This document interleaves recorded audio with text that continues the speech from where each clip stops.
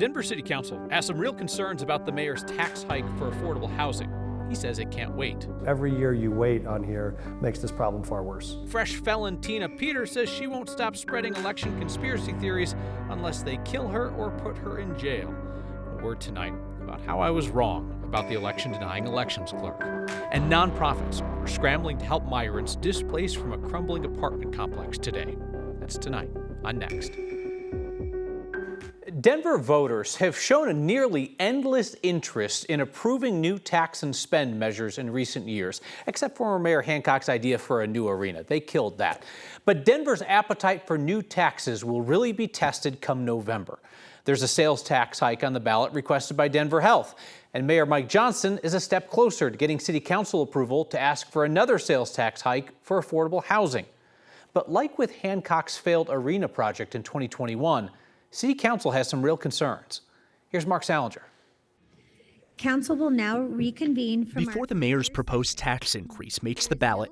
It needs the support of the people in this room. How many more fees and taxes are we going to put on the people? Judging by the questions from council members Monday night, there's still some work to do. So I'm really uncomfortable with the rushed nature of this. But to not be able to tell them what it's going to be spent on, I can't. I cannot, in good conscience, refer something to the ballot that is not ready. City Council voted 8-5 in favor of moving the measure to a final reading next Monday. I will be a yes for tonight. Of the 8 who voted to push the measure through last night, at least 2 said they aren't sure they'll vote in favor of it again next week. Every year you wait on here makes this problem far worse. Mayor Mike Johnston now has 1 week to make sure he has the votes in City Council.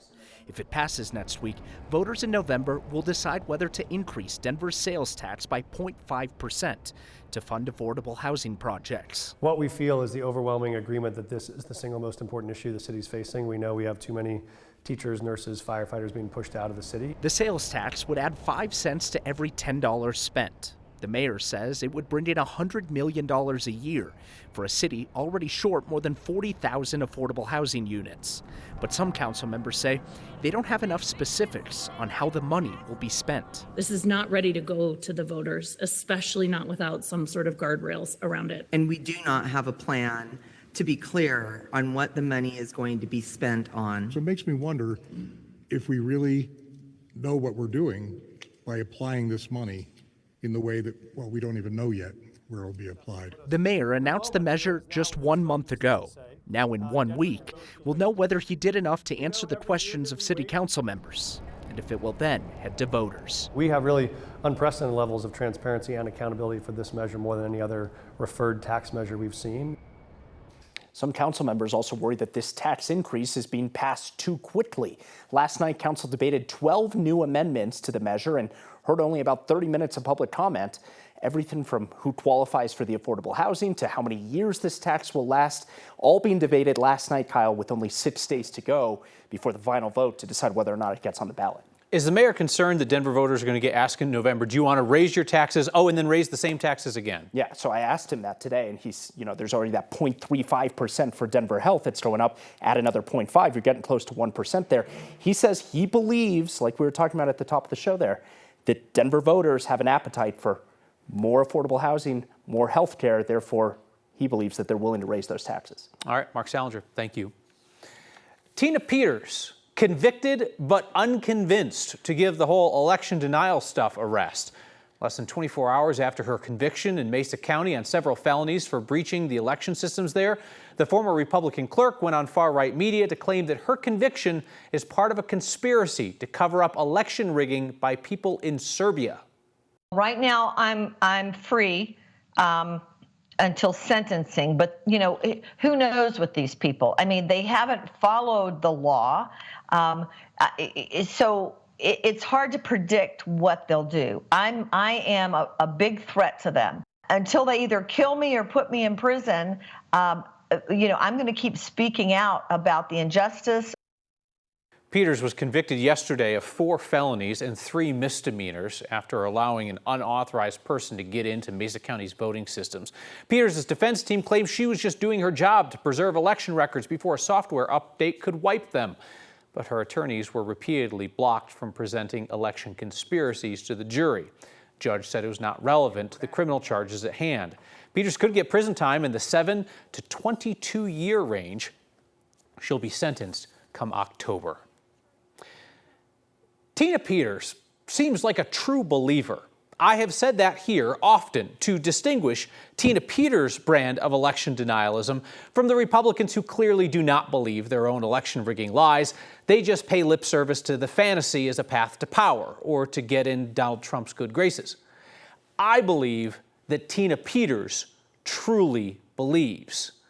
That also separates her from the grifters and the charlatans who have turned election rigging conspiracy theories into opportunities to sell stuff. A kind of lifestyle brand in which the lifestyle is just the camaraderie of believing a comfortable lie. The judge in Peters' felony trial ruled that the defendant's belief in conspiracy theories does not excuse crimes, and a jury of her peers found her guilty. Which has caused me to reconsider whether calling her a true believer serves in some way to excuse her behavior, to excuse her work to undermine elections from the inside, even if that wasn't my intent with the phrase. It also seems that term shortchanges her personal responsibility.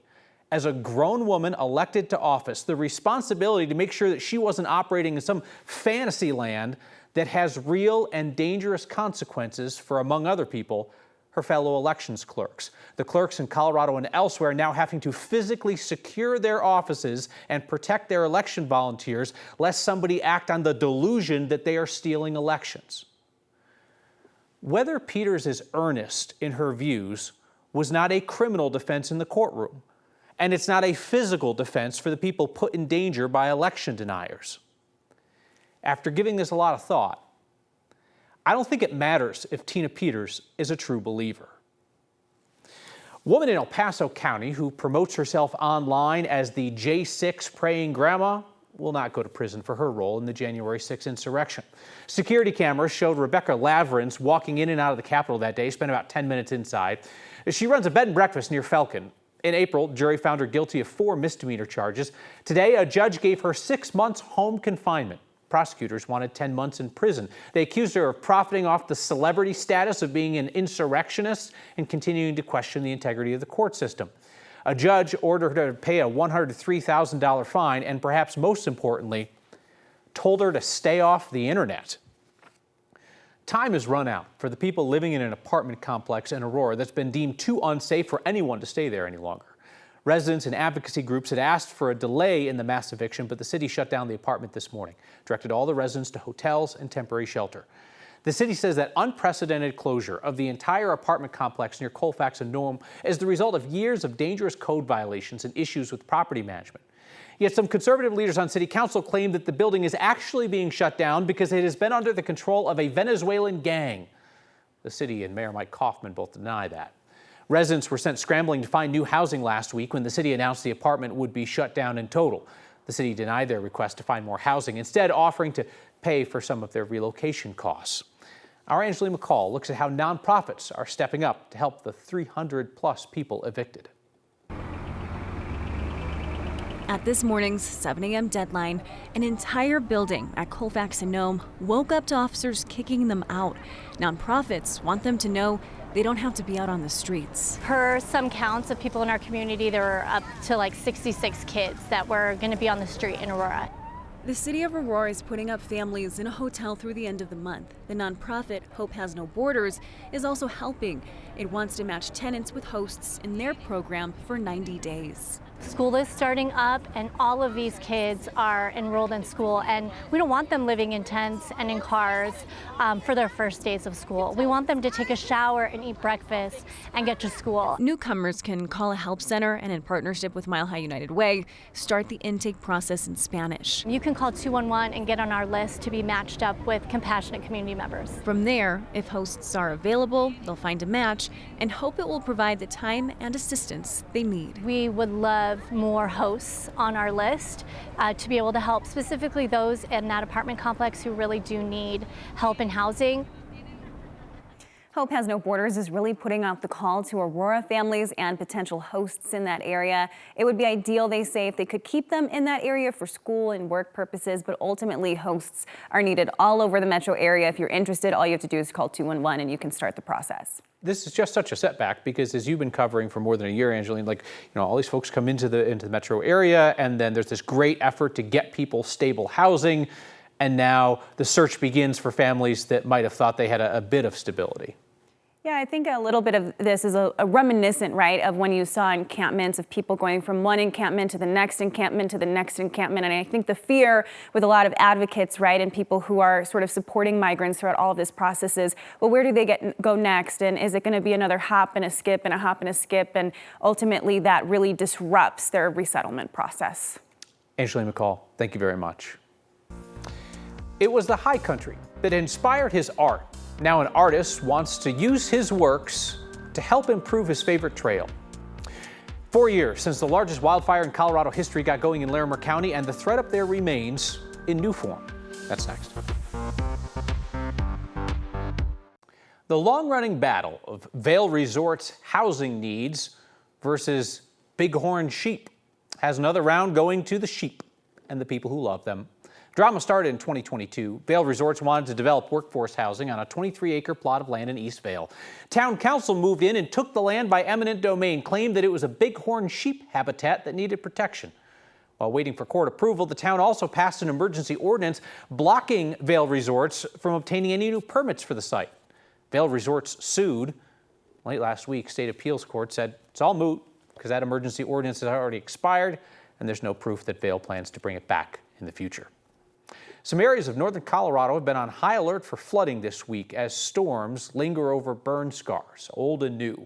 Familiar story for people in Larimer County living near the site of the Cameron Peak Fire, which started burning 4 years ago today. Cameron Peak Fire first sparked near Red Feather Lakes and grew to become the largest wildfire size-wise in state history. The fire burned through steep terrain fueled by extreme temperatures, low humidity, and 70-mile-per-hour winds. Took 4 months, clear until the December snows, before firefighters could contain that fire. By that time, it had gone through more than 208,000 acres, 326 square miles. 4 years later, the burned land still struggles to absorb rainfall, which leads to flash flooding and debris flows. Residents in Larimer County are also dealing with a fresh burn scar from the Alexander Mountain Fire, which burned about 10,000 acres over the past 2 weeks.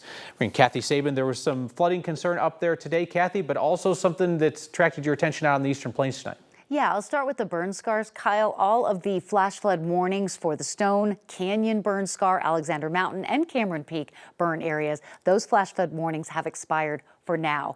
But with more rain coming off the foothills and the severe weather that we're tracking, we have rotating storms on the Eastern Plains where we had just enough heating of the day to get those storms really developing vertically.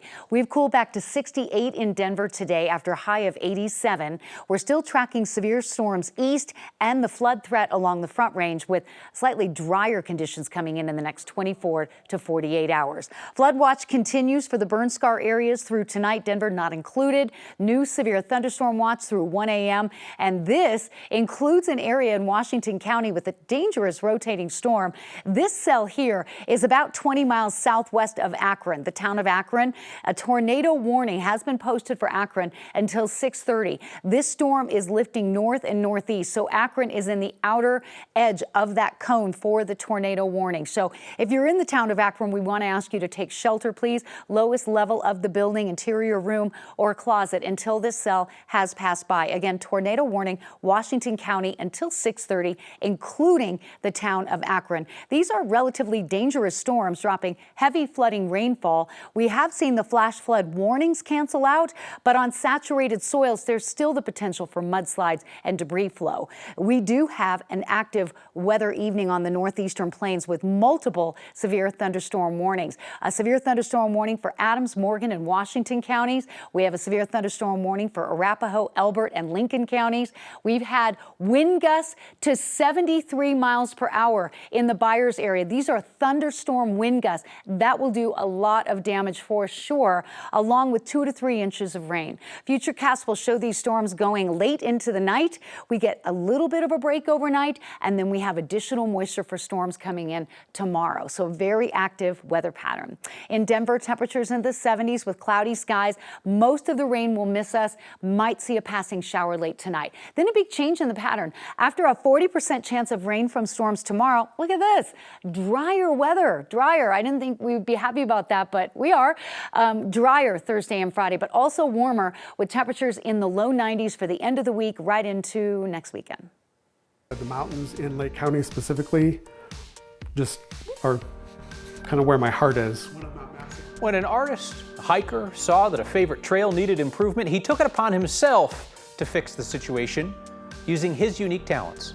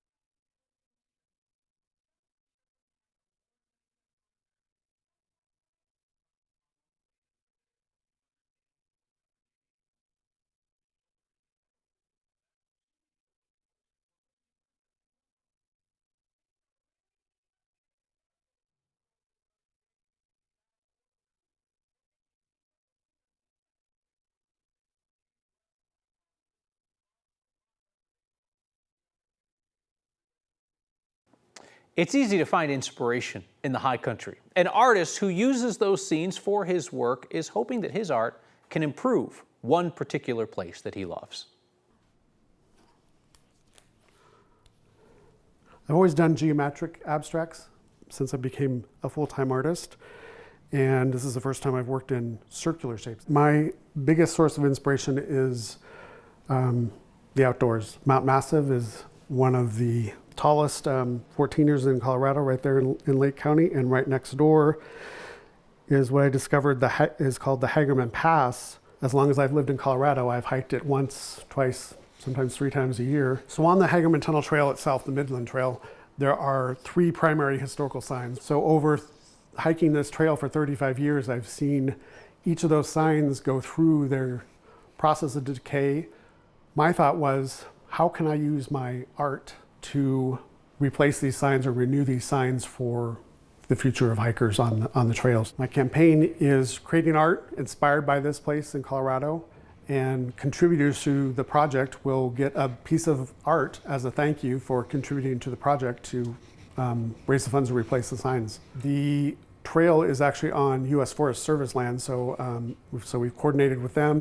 Well, I think that's my hope, is that what I feel when I'm on that trail is experienced by others. I keep coming back to this very special place. So, if David's fundraising goes well, he's hoping to see those signs installed by this time next year. We are back here with your feedback next. Thank you.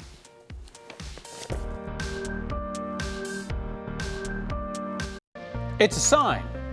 There's nothing to see here, folks, which feels like a real problem, seeing that it's a movie theater. But it would appear that the Skyline Historic Movie Theater in Canyon City is taking an intermission. Stan and Julie snapped this picture for us of the sign up in the box office. We can't find any good movies we like. We'll be back when we do. Thank you. This is no joke. The marquee there is blank.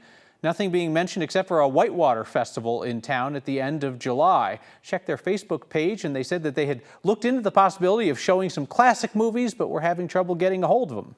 So for the time being, the theater is truly in an intermission. John says spreading lies and misinformation about any election is fraud and needs to be celebrated with prison sentences. Got to be careful about what we say here, John, because again, somebody lying is generally not a crime, right? That's going to be free speech. What Tina Peters was charged with is helping somebody get into the county's election system when they were not supposed to be there. That was the supposed crime. And Stone writes on a YouTube comment, fantastic coverage. Please keep it up. Non-biased, no BS. I don't know, Stone. Every human has bias, and the BS is my favorite part of this show. We'll see you next time.